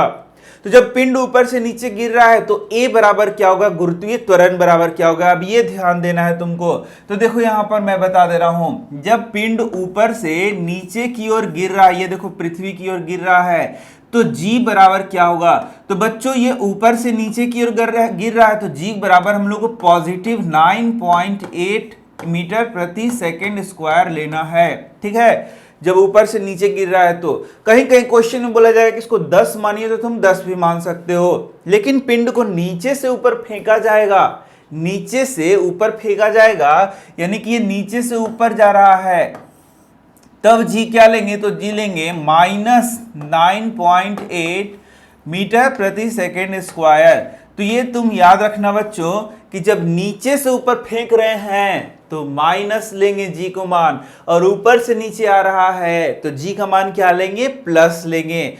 तो यही 4 बात याद रखना है। यदि ये 4 बात याद रह गया तो तुम्हारा न्यूमेरिकल आंकिक प्रश्न बन जाएगा, नहीं तो जीवन भर आंकिक प्रश्न को लेके घुमेड़ते रहोगे, कुछ समझ में ही नहीं आएगा। तो आंकिक प्रश्न के लिए मैं कोशिश करूंगा अलग से वीडियो बना दूं, ठीक है। तो यहां पर तुम देख सकते हो, तो यहां लिखा हुआ भी है, देख सकते हो कि यदि त्वरण का दिशा अर्थात गति की दिशा में लग रहा हो तो इसको धनात्मक लेंगे, और नहीं तो इसको क्या लेंगे, ऋणात्मक लेंगे। अब चलो 2 और टॉपिक बच जाता है, एक होता है द्रव्यमान और दूसरा क्या होता है, भार। तो द्रव्यमान किससे कहते हैं, बहुत आसान है बच्चों। तो किसी वस्तु में निहित पदार्थ के परिमाण को ही क्या कहते हैं, द्रव्यमान कहते हैं। मतलब यदि ये पदार्थ है तो इसमें कितना, इसमें यह कोई इसका द्रव्यमान निकालना है तो इसमें कितना पदार्थ है, उस पदार्थ के परिमाण को इसका क्या कहते हैं, द्रव्यमान कहते हैं। जैसे मेरा द्रव्यमान कितना है, तो मेरे शरीर में जितने पदार्थ की मात्रा है उसके परिमाण को क्या कहते हैं, हम लोग द्रव्यमान कहते हैं। जैसे इसका द्रव्यमान मान लो कि 25 ग्राम हो गया, मेरा द्रव्यमान मान लो कि 60 केजी हो गया, ठीक है, तुम्हारा द्रव्यमान मान लो कि 50 केजी हो गया। तो इस तरीके से हम लोग द्रव्यमान निकालते हैं, तो उसको हम लोग केजी में निकालते हैं बच्चों, किलोग्राम में निकालते हैं। तो द्रव्यमान वर्ड जो है इसका उपयोग हम लोग वजन जो करते हो ना उसके लिए करते हैं। लेकिन यहाँ एक चीज और है, उसे हम लोग बोलते हैं भार। तो भार और द्रव्यमान हम लोग एक ही समझते हैं, लेकिन ये एक नहीं है। तो भार किसे कहते हैं, भार एक बल है बच्चों। भार क्या है, एक बल है। तो भार वह बल है जिससे पृथ्वी किसी पिंड को अपनी ओर खींचती है, या कोई भी आकाशीय पिंड किसी वस्तु को अपनी ओर खींचता है, उसे हम लोग क्या बोलते हैं, भार बोलते हैं। तो क्या हो गया बताओ, भार क्या हो गया, एक बल हो गया। ये याद रखना, भार एक बल है, फोर्स है। तो इसका मात्रक भी क्या हो जाएगा, न्यूटन हो जाएगा, यह भी याद रखना। तो जो द्रव्यमान हो गया उसका मात्रक क्या हो गया, केजी हो गया, लेकिन भार का मात्रक क्या हो गया, न्यूटन हो गया। तो किसी वस्तु का भार वह बल है जिससे पृथ्वी उसे अपनी ओर आकर्षित करती है, ठीक है। तो हम लोग जानते हैं कि बल वह बल है, तो बल ही भार है। तो वह बल क्या होता है बताओ, द्रव्यमान होता है, द्रव्यमान गुना त्वरण, इतनी बार तो पढ़ा दिया। तो बल क्या होता है, बल बराबर होता है m इंटू ए, ठीक है। लेकिन यहाँ ए देख सकते हो, यही क्या है बताओ, त्वरण है। तो यहाँ पर तुम देख सकते हो कि पृथ्वी के गुरुत्वीय बल के कारण जो उसमें त्वरण है, इसलिए जो फोर्स लगा जो तुम्हारा भार होगा वो क्या हो जाएगा, F बराबर m इंटू जी के बराबर हो जाएगा। तो वह बल जिससे कोई आकाशीय पिंड अपनी ओर किसी वस्तु को खींच रहा है या फिर बल लगा रहा है, उसे ही हम लोग क्या बोलते हैं, उसे ही हम लोग बोलते हैं, बोलो बच्चों क्या बोलते हैं, भार बोलते हैं। तो यहां पर कुछ और भी क्वेश्चंस तुम पढ़ सकते हो, जैसे कि एक क्वेश्चन इस टाइप से है कि मान लो कि यहां से सेव गिर रहा है, तो सेव भी पृथ्वी पर आकर्षण बल लगाता है और पृथ्वी भी सेव पर आकर्षण बल लगाता है, तो पृथ्वी ऊपर क्यों नहीं उड़ रहा है? क्योंकि यहां पर जो सेव में त्वरण उत्पन्न हुआ है वह ज्यादा है, पृथ्वी का भार क्या है? बहुत ज्यादा है। तो पृथ्वी का भार नहीं वर्ड यूज करेंगे, द्रव्यमान वर्ड यूज करेंगे। पृथ्वी का द्रव्यमान बहुत ज्यादा है, सेव का द्रव्यमान बहुत कम है। तो पृथ्वी का द्रव्यमान बहुत ज्यादा है, इस कारण से वह जो है सो ऊपर की ओर तुम्हें आता हुआ नहीं दिखेगा, क्योंकि उसका फिर त्वरण क्या हो जाएगा? बहुत कम होगा। क्योंकि हम लोगों ने पढ़ा है न्यूटन के द्वितीय गति नियम में कि जो द्रव्यमान है और त्वरण है उसमें क्या होगा? वह व्युत्क्रमानुपाती होगा। यदि द्रव्यमान ज्यादा रहेगा तो त्वरण कम रहेगा, द्रव्यमान कम रहेगा तब त्वरण ज्यादा रहेगा। इस तरीके से यहां देख सकते हो कि यहां त्वरण जो है, पृथ्वी द्वारा उत्पन्न त्वरण क्या हो गया? ज्यादा हो गया, जिससे कि ये क्या होगा? नीचे की ओर जाएगा, जबकि पृथ्वी ऊपर की ओर नहीं उठेगा। तो ये किस पे आधारित हो गया? द्रव्यमान पर आधारित हो गया। तो बच्चों अब हम लोगों को द्रव्यमान और भार में अंतर को करना है। तो 2-3 अंतर जो मैंने बताया वो तुम कर सकते हो। तो द्रव्यमान का परिभाषा लिख सकते हो और भार का परिभाषा लिख सकते हो। तो भार क्या हो गया? वह बल हो गया, एक बल है। लेकिन द्रव्यमान क्या हो गया? यह एक बल नहीं है बच्चों, बल्कि यह क्या है? किसी भी पिंड में जो पदार्थ है उसे ही हम लोग क्या बोलते हैं? उसका द्रव्यमान कहेंगे। तो पदार्थ का परिमाण जो है, द्रव्य की जो मात्रा है, उसे ही हम लोग क्या बोलते हैं? उसका द्रव्यमान कहते हैं। किसी वस्तु के द्रव्यमान की माप हम वस्तु के जड़त्व से करते हैं। तो तुम जड़त्व भी पढ़ चुके हो। ज्यादा जड़त्व होगा जब द्रव्यमान ज्यादा होगा, कम जड़त्व होगा जब द्रव्यमान कम होगा। लेकिन यहां पर भार जो है, वस्तु का जो भार होगा वह द्रव्यमान और गुना त्वरण इसके बराबर होगा। ठीक है, तो ये सारे चीज तुम यहां पर देख सकते हो। तो भार क्या हो गया? एक बल हो गया बच्चों। अब देख सकते हो भार जो है अलग अलग स्थानों पर अलग अलग हो सकता है, लेकिन द्रव्यमान पृथ्वी पर किसी पिंड का जितना है चंद्रमा पर भी उतना ही होगा। तो इसका मतलब द्रव्यमान सभी जगह समान होता है, लेकिन जो भार होता है वह अलग अलग होगा। क्यों होगा? क्योंकि जानते हो कि जी का मान यहां पर बदलते जाएगा। अलग अलग स्थानों पर जी का मान क्या होता है? स्मॉल जी का मान परिवर्तित होता है। तो इस कारण से उसका भार भी क्या होगा? किसी पिंड का बदलेगा। ठीक है, अब देख सकते हो भार एक सदिश राशि है, जबकि द्रव्यमान क्या है? एक अदिश राशि है। भार का माप के लिए कमानीदार तुलक यूज करेंगे, जबकि द्रव्यमान के माप के लिए भौतिक तुलक का यूज करेंगे।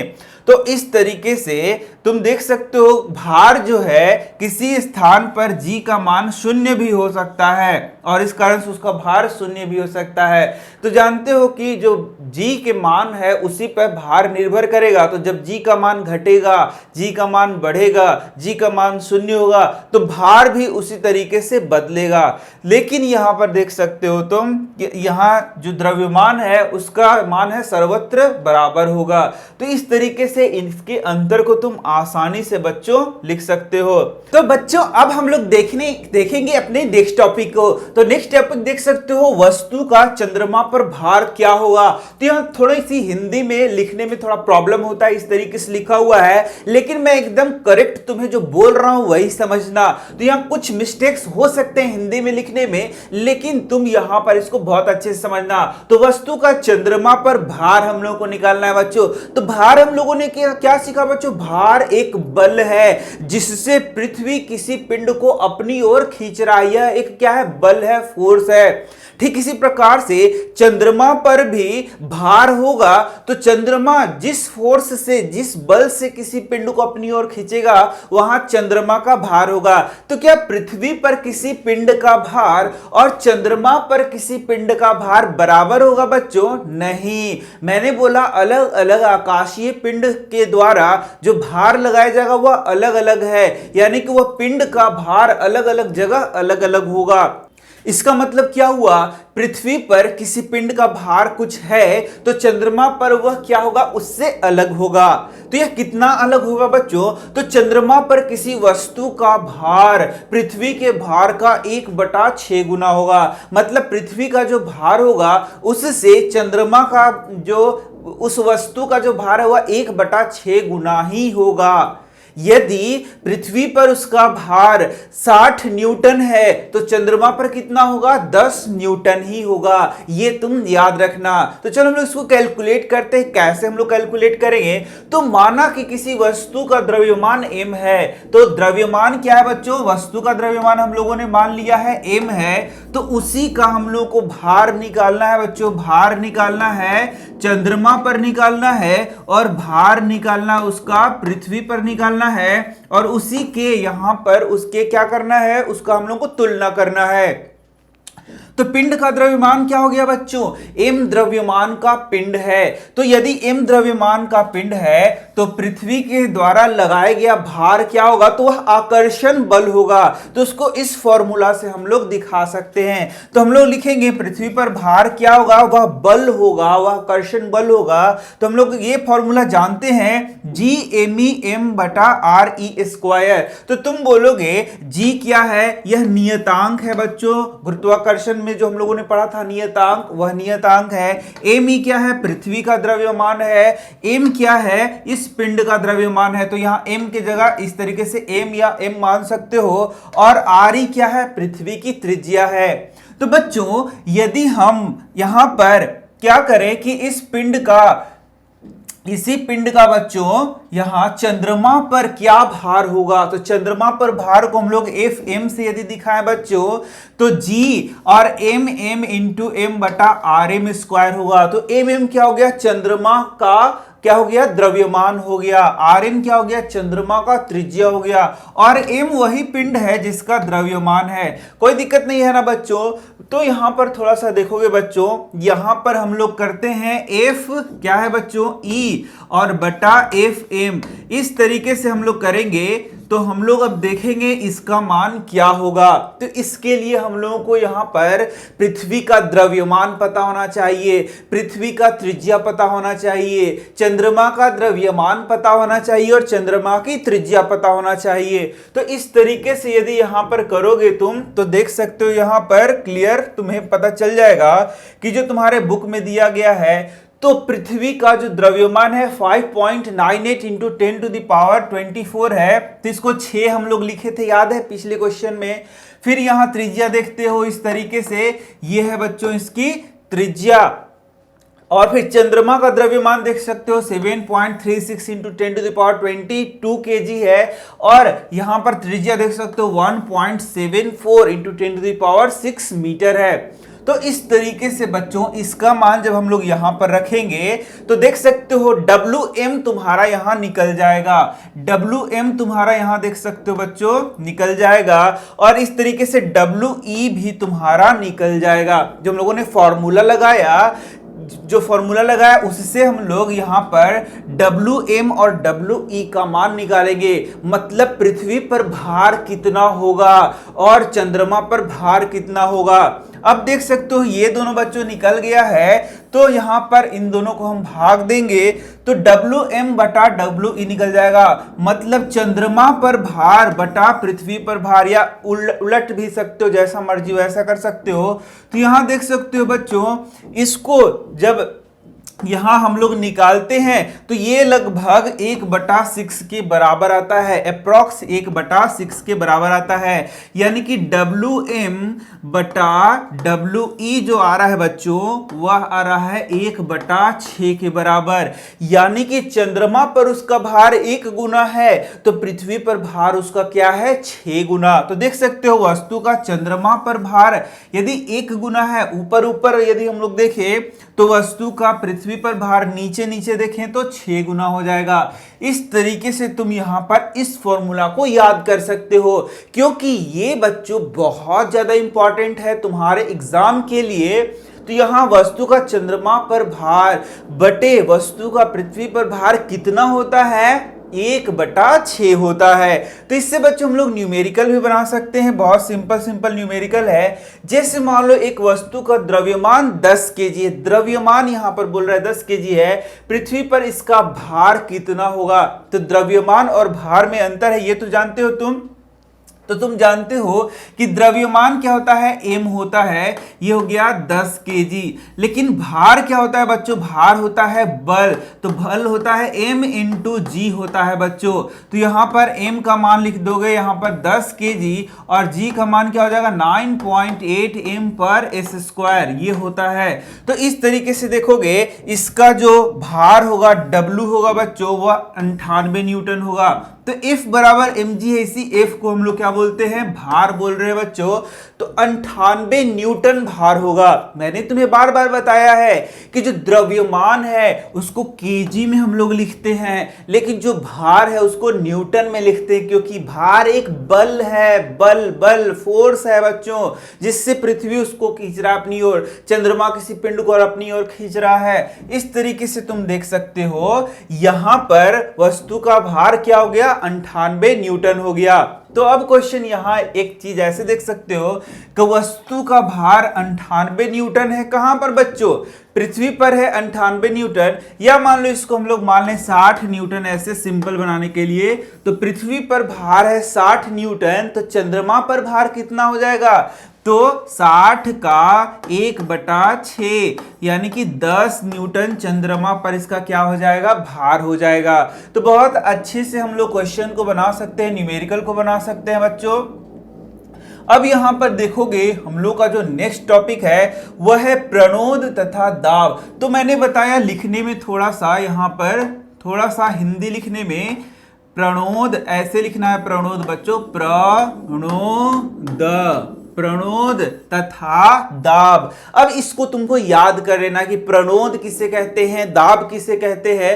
तो चलो हम लोग देखते हैं सबसे पहला प्रणोद। तो प्रणोद कोई नया चीज नहीं है, स्पेशल चीज नहीं है। प्रणोद मतलब यहां देख सकते हो किसी वस्तु की सतह के लंबवत लगने वाला जो बल है बच्चों, किसी वस्तु का सतह, मान लो ये वस्तु का ये सतह है, इसके लंबवत जो बल लग रहा है, तो जो लंबवत बल लगाएंगे या तो ऐसे लगाएंगे बच्चों या तो ऐसे लगाएंगे, किसी सरफेस के लंबवत जो बल लग रहा है, फोर्स लग रहा है, उसे ही हम लोग क्या बोलते हैं बच्चों, प्रणोद बोलते हैं। याद रखो ये क्या हो गया बच्चों, प्रणोद हो गया।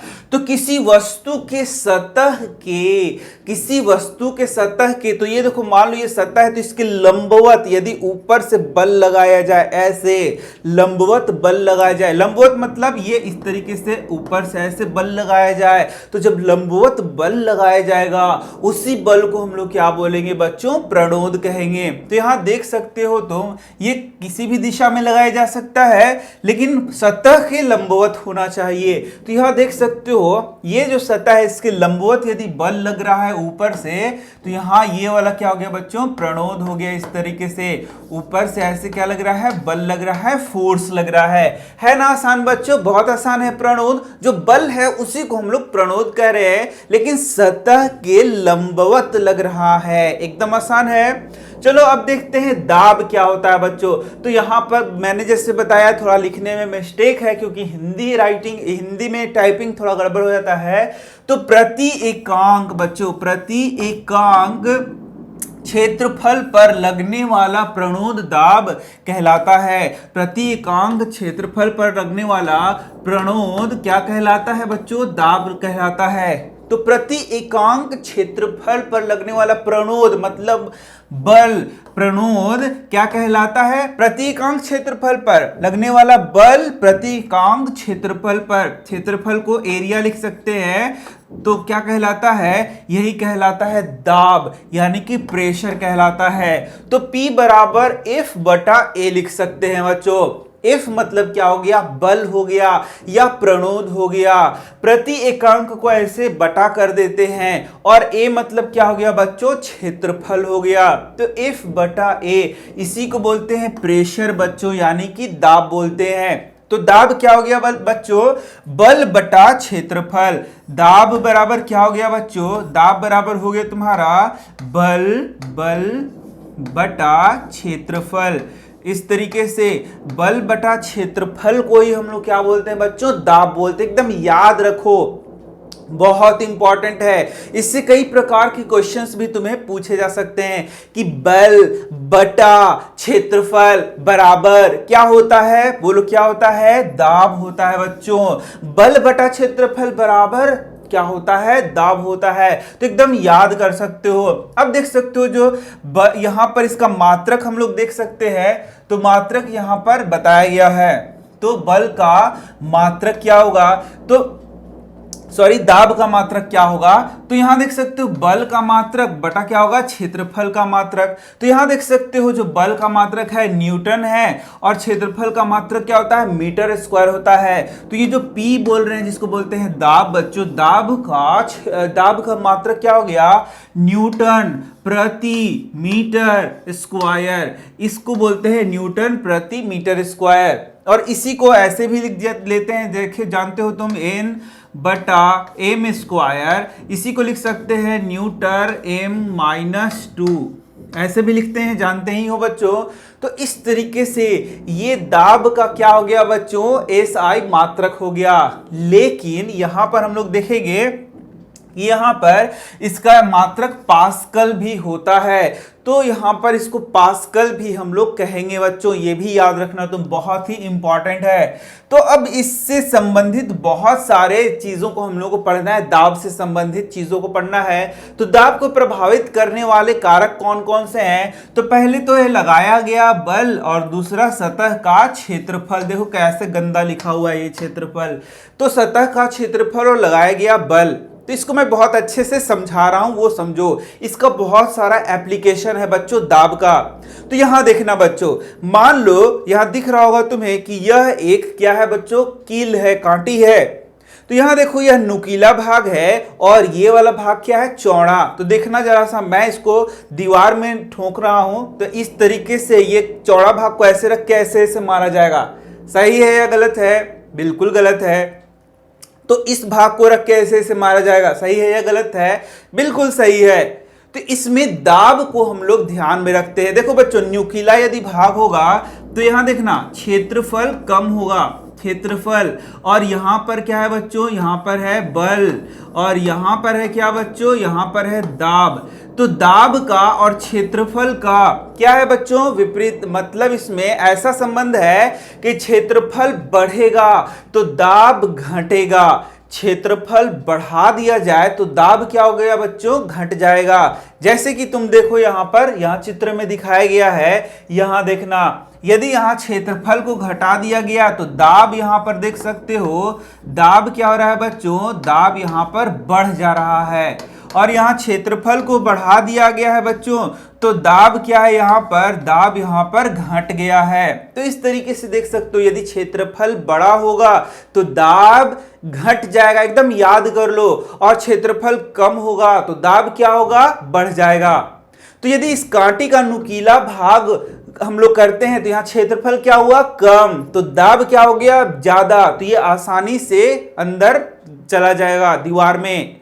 अब देखना, यदि मेरे पास चाकू है तो चाकू को मोटा किया जाता है कि बहुत एकदम उसका जो धार होता है उसको तेज किया जाता है, पतला किया जाता है। तो चाकू का धार पतला किया जाता है, क्यों, क्योंकि चाकू का धार यदि पतला होगा, धार पतला होगा मतलब क्षेत्रफल पतला होगा तो दाब ज्यादा लगेगा, क्षेत्रफल कम मतलब दाब ज्यादा। तो कोई भी चीज आसानी से कट सकता है, ठीक है। अब चलो, अब तुम देखना कि यहां पर जो हम लोग बैग टांगते हैं बच्चों, जो बैग टांगते हैं, तो यहां पर पतला तुम्हें अच्छा लगता है कि मोटा अच्छा लगता है, मोटा अच्छा लगता है। जो मोटा पट्टी होता है वह अच्छा लगता है और कंधे को आराम होता है। तो आखिर ये मोटा पट्टी क्यों अच्छा होता है, ध्यान से सुनो। यदि ये मोटा पट्टी होगा बच्चों, तो मोटा पट्टी होगा मतलब क्षेत्रफल ज्यादा, और क्षेत्रफल ज्यादा तो दाब कम, क्षेत्रफल ज्यादा होगा तो दाब कम होगा, तो तुमको यहां आराम लगेगा।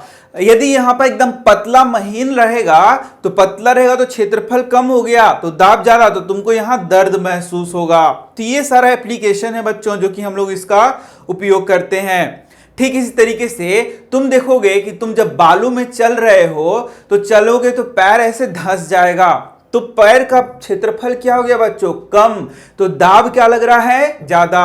अब तुम बालू में लेट जाओ और फिर ऐसे घूमना शुरू करो तो वहां पर क्षेत्रफल क्या हो गया, ज्यादा, तो दाब क्या लगेगा, कम लगेगा। तो इस तरीके से बहुत सारे चीजें हैं जिसको यहां पर हम लोग दाब से रिलेट करके क्षेत्रफल से रिलेट करके उसका आंसर हम लोगों को करना होता है। तो ये क्वेश्चंस तुम्हारे एग्जाम में पूछे जाएंगे, तो तुम इसका इस तरीके से उत्तर दे सकते हो। तो दाब अब समझ में आ गया बच्चों।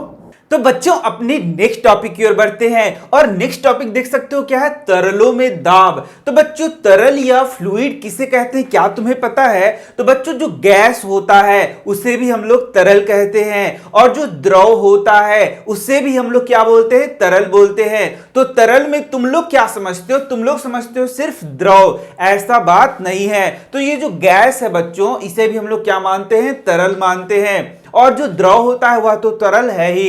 तो इस तरीके से हम लोग देखते हैं अब बच्चों, जो तरल होते हैं जब किसी कंटेनर में रखे जाते हैं या किसी बर्तन में रखे जाते हैं तो वो क्या लगाते हैं, दाब को लगाते हैं। तो इस तरीके से देख सकते हो कि मान लो कि यहां पर क्या है बच्चों, एक कंटेनर है और इसमें तरल को रखा जाता है। तो यह जो तरल है बच्चों, इस तरीके से ये तरल है, वह क्या लगाता है बच्चों, दाब लगाता है। इस तरीके से यह इसकी दीवारों पर क्या लगाएगा बच्चों, दाब लगाएगा।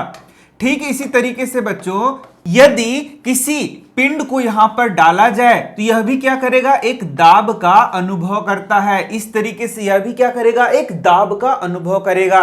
तो जो तरल होते हैं बच्चों, वे क्या लगाते हैं, वे दाब लगाते हैं, प्रेशर लगाते हैं। यह तुमने समझ लिया।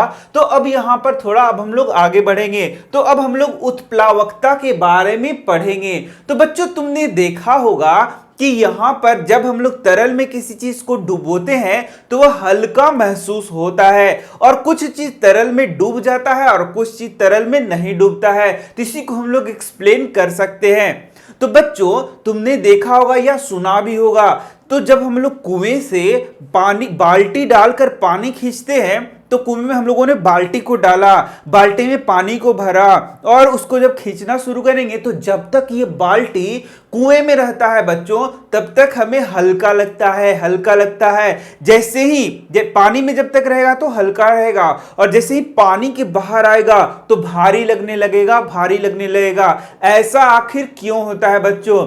ऐसा इसलिए होता है कि जो तरल है बच्चों, वह भी क्या करता है, एक बल लगाता है। एक क्या करता है, बल लगाता है। तो तरल ऊपर की ओर एक बल लगाएगा। जैसे देख सकते हो यह जो तरल है, मान लो कि ये कुआं है, इस तरीके से कुआं है, और यहां तक पानी भरा हुआ है, और यहां पर इस तरीके से बाल्टी को डुबोया हुआ है। तो जब ये बाल्टी यहां पर होगा तो तरल इस पर क्या लगाएगा, एक अप थ्रस्ट लगाएगा, ऊपर की ओर बल लगाता है। तो जब ये ऊपर की ओर बल लगाएगा तो तुम आसानी से उसको खींच पाते हो। लेकिन जैसे ही बाल्टी यहां पर आता है बच्चों, तो यहां पर कोई नीचे से तो बल नहीं लग रहा है, और जब नीचे से बल नहीं लग रहा है तो हमें बड़ा मुश्किल होता है फिर खींचने में। ठीक है, इस तरीके से यहां पर देख सकते हो जो तरल होता है वह क्या लगाता है, बल लगाता है बच्चों। यह समझ गए तुम? तो अब देखो, अब हम लोग कुछ और उदाहरण देखते हैं। जैसे तुमने देखा होगा कि मान लो कि यहां पर बच्चों, यहां पर क्या है, तरल है, और तरल में हम लोग इस तरीके से बॉटल को रखते हैं। बॉटल को हम लोग क्या रखते हैं, यहां पर डाल देते हैं। बॉटल में मान लो पानी भरा हुआ है, उस बॉटल को यहां पर डालेंगे। तो बच्चों तुम देखोगे यह जो बॉटल है वह तैरता रहेगा। वह क्या होगा बच्चों, तैरता रहेगा। तो यहां पर हम लोग एक्सप्लेन करते हैं कि इस बोतल पर दो प्रकार का बल लग रहा है। क्या तुम बता सकते हो दो प्रकार का बल क्या है बच्चों? तो तुम देख सकते हो, एक तो तरल ऊपर की ओर बल लगा रहा है, तरल क्या कर रहा है, ऊपर की ओर बल लगा रहा है, और यहां पर जो गुरुत्वाकर्षण बल है वह नीचे की ओर लग रहा है। गुरुत्वाकर्षण बल कहां लग रहा है, नीचे की ओर, और तरल बल कहां लगा रहा है, ऊपर की ओर। तो जो भारी होगा, जो ज्यादा होगा, वह कारगर होगा, ये तो तुम जानते हो। जैसे उधर से कोई मुझे दबाव लगा रहा है और मैं इधर से दबाव लगा रहा हूं, तो दोनों में जीतेगा कौन, जो ज्यादा दबाव लगाएगा वह जीत जाएगा बच्चों। तो यहां पर यदि गुरुत्वाकर्षण बल कम होगा और यहां पर ये जो ऊपर की ओर बल लग रहा है वह ज्यादा होगा, तो वह तैरता रहेगा। वह क्या होगा बच्चों, तैरता रहेगा। जबकि मान लो कि कोई यहां पर एक सिक्का मैंने डाला, तो सिक्का क्या होगा, नीचे की ओर डूब जाएगा। तो आखिर ये डूबता क्यों है? तो इसका एक्सप्लेन भी हम लोग इस तरीके से कहते हैं कि गुरुत्वाकर्षण बल ज्यादा हो गया और ऊपर जो तरल के द्वारा बल लगाया जा रहा है वह क्या हो गया, कम हो गया। इस कारण से वह सिक्का क्या हो जाएगा, डूब जाएगा। तो बच्चों यहां पर हम लोग बार बार सीख रहे हैं कि तरल ऊपर की ओर बल लगा रहा है, तो इस बल का स्पेशल नाम है और वह क्या है बच्चों, उत्प्लावन बल इसको हम लोग कहते हैं। क्या बोलते हैं बच्चों, उत्प्लावन बल। तो यहां देख सकते हो, यहां पर ग्रेविटेशनल फोर्स यानी कि गुरुत्वाकर्षण बल नीचे की ओर लग रहा है और यहां पर उत्प्लावन बल ऊपर की ओर इसको ढकेल रहा है। तो जो ज्यादा रहेगा उस प्रकार से यहां काम करेगा। यदि गुरुत्वाकर्षण बल का मान ज्यादा हो गया तो वह नीचे डूब जाएगा और उत्प्लावक बल का मान ज्यादा होगा तो वह तैरता हुआ रहेगा। इस तरीके से तुम इसको एक्सप्लेन कर सकते हो, वर्णन कर सकते हो।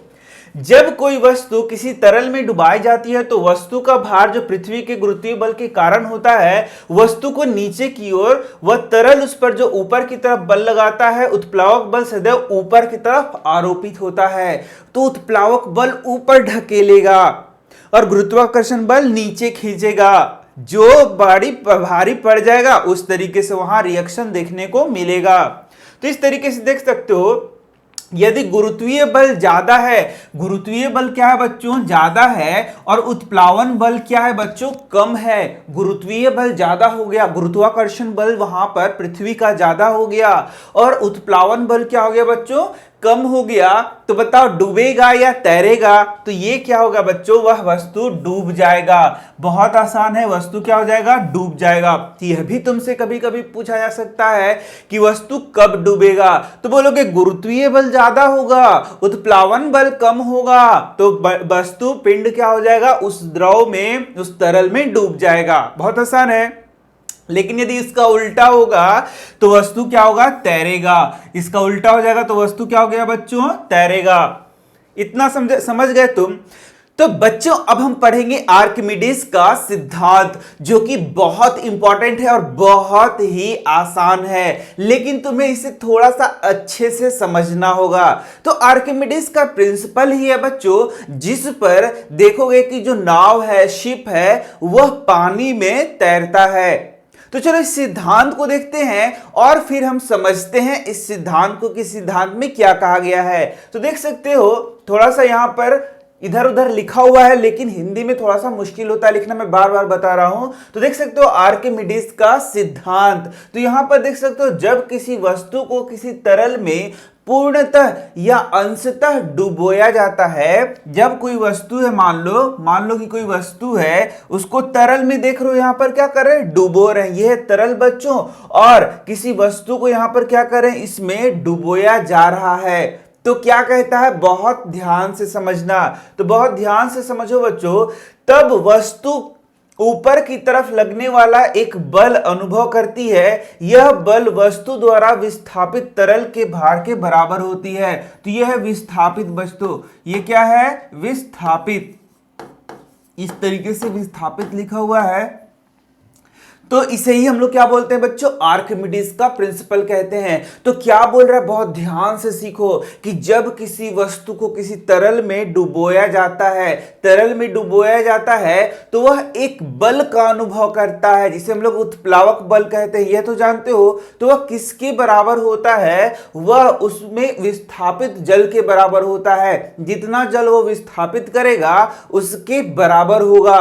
और यही कारण है कि नाव क्या होता है बच्चों, तैरना शुरू कर देता है। तो मैं इसे फिर से बता देता हूं, जब किसी वस्तु को किसी तरल में डुबोया जाता है, अंशतः या पूर्णतः डुबोया जाता है, तो वह ऊपर की ओर एक बल का अनुभव करता है। और वह बल कितना होता है, तो वह बल वस्तु द्वारा विस्थापित द्रव के बराबर होता है। तो जितना द्रव को विस्थापित कर रहा है उसके वह क्या होता है, बराबर होता है, उसके भार के बराबर होता है। ये वर्ड याद रखो, उसके भार भार के बराबर होता है। तो बच्चों भार तो तुम समझ रहे हो, भार भी क्या है, एक बल है। भार भी क्या है, एक बल ही है। बच्चों मैंने बार बार सिखाया कि भार और द्रव्यमान इसमें काफी अंतर होता है। तो भार किसी वस्तु को पृथ्वी कितनी ताकत से अपनी ओर खींचती है, वही उसका क्या है, भार है। तो इस तरीके से तुम देख सकते हो यहां पर अब ध्यान से देखो, बहुत ध्यान से देखो,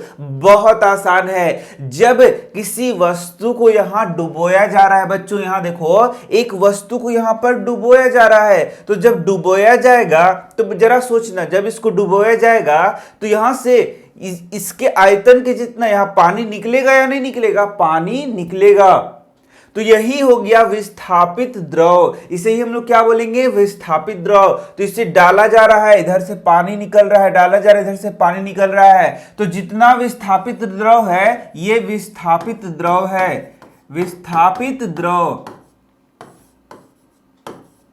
तो विस्थापित द्रव यानी कि कोई चीज गया तो कुछ बाहर निकला, गया तो कुछ बाहर निकला। तो जब कोई वस्तु को डाला गया तो उसमें से जो पानी निकला तो उसका कुछ भार होगा ना, यानी कि इसका जो भार है उतना ही भार ये क्या कर रहा है, उतना ही यह उत्प्लावन बल को, तो जितना द्रव विस्थापित हो रहा है उसका जो भार है उतना ही यह उत्प्लावन बल का क्या कर रहा है, अनुभव कर रहा है। तो उत्प्लावन बल क्या हो गया, द्रव के द्वारा लगाया गया बल। द्रव के द्वारा लगाया गया बल ही बच्चों क्या है, उत्प्लावन बल है। ये तुम जानते हो, यह मैंने तुम्हें बताया है। तो ये कितना उत्प्लावन बल का अनुभव करेगा, जितना ये विस्थापित द्रव को विस्थापित कर दे रहा है उसका जितना भार है उतना ही यह उत्प्लावन बल का क्या कर रहा है, अनुभव कर रहा है। तो बल का मात्रक क्या है बच्चों, न्यूटन है, और भार का मात्रक भी क्या है बच्चों, न्यूटन है। तो यहां देख सकते हो जो ये क्या कर रहा है, द्रव ये जो निकाल रहा है उसका भार निकाला गया तो कितना है, 3 न्यूटन, और इसका भी भार कितना है बच्चों, 3 न्यूटन। ये महसूस कर रहा है, देख सकते हो यहां पर मेजरमेंट पहले कितना था, 4 न्यूटन। 4 न्यूटन था ना, जब ये ऊपर था तो 4 न्यूटन था, जब द्रव में गया तो 1 न्यूटन यह भार का महसूस कर रहा है। ध्यान से समझो, भार नहीं, हाँ भार ही महसूस कर रहा है, 1 न्यूटन भार महसूस कर रहा है। समझो जरा सा कि इस तरीके से मान लो कि ये है पानी से भरा हुआ एक बाल्टी है। तो यहां पर मुझे 4 न्यूटन, मुझे यहां पर भार इसका लग रहा है, 4 न्यूटन लग रहा है। लेकिन जब इसको पानी में डाल दिया गया, कुआं में डाल दिया गया, तो मुझे कितना लग रहा है बताओ, 1 न्यूटन का भार लग रहा है। यानी कि इस पे नीचे से बल कितना लगाया जा रहा है, 3 न्यूटन का लगाया जा रहा है। नीचे से उत्प्लावन बल कितना हो गया, 3 न्यूटन। और ये जो पानी निकलता है इससे, जब डालने पे पानी जो निकला उसका भी कितना है, 3 न्यूटन। तो देखा तुमने, एकदम एग्जैक्टली बैठ गया ना। क्या बैठा कि जितना पानी निकाला, डालोगे कोई चीज पानी में, ठीक है, कोई चीज को पानी में डालोगे तो पानी तो निकलेगा वहां से, क्योंकि जो भी चीज तुम डालते हो उसका कुछ आयतन होता है ना।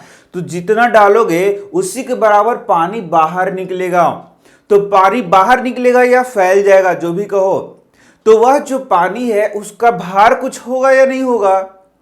तो उसका जितना भार होता है उतना ही वह उत्प्लावन बल का अनुभव करता है। तो भार यहां न्यूटन में है, ये याद रखना, केजी वर्ड मत याद रख लेना। तो भार क्या हो गया, न्यूटन में, तो उतना ही उत्प्लावन बल ये महसूस कर रहा है। तो उत्प्लावन बल क्या हो गया, वह भी न्यूटन में। तो हम क्लियर देख सकते हो, यह कि जो पानी निकाला उसका भार कितना हो गया, 3 न्यूटन। और अभी यह जो महसूस कर रहा है बल नीचे से ऊपर की ओर, वह भी क्या हो गया, 3 न्यूटन। समझ में आ गया। तो इस तरीके से यह हो गया आर्किमिडीज का सिद्धांत। तो तुम इसको याद कर सकते हो। अब देख सकते हो आर्किमिडीज का सिद्धांत का उपयोग। तो यहां पर जैसे हम लोग जानते हैं बच्चों कि जब कोई शिप को, नाव को इस तरीके से पानी में हम लोग डालते हैं तो वह डूबता नहीं है बल्कि वह तैरता है। तो ऐसा क्यों है, ऐसा उत्प्लावन बल के कारण होता है। और ये आर्किमिडीज प्रिंसिपल को क्या करता है, फॉलो करता है। तो तो इसका यदि आयतन बहुत ज्यादा है, बहुत ज्यादा आयतन है, तो ये क्या करेगा, बहुत ज्यादा पानी को विस्थापित करेगा। देखना, यदि आयतन ज्यादा है तो ज्यादा पानी को क्या करेगा, ज्यादा पानी को विस्थापित करेगा। ठीक है, ज्यादा पानी को क्या करेगा, विस्थापित करेगा। और जितना ज्यादा पानी को विस्थापित करेगा उसी की तुलना में यहां इसको क्या लगेगा, एक बल लगेगा, जिसको हम लोग क्या बोलेंगे, उत्प्लावन बल लगेंगे कहेंगे। तो पानी ज्यादा विस्थापित करेगा कब, जब आयतन क्या होगा, ज्यादा। तो इसका आयतन क्या है बच्चों, ज्यादा है, तो ज्यादा पानी विस्थापित कर रहा है, ज्यादा पानी विस्थापित कर रहा है, तो नीचे से उत्प्लावन बल यदि ज्यादा लगेगा तो ये क्या करेगा, तैरता हुआ रहेगा।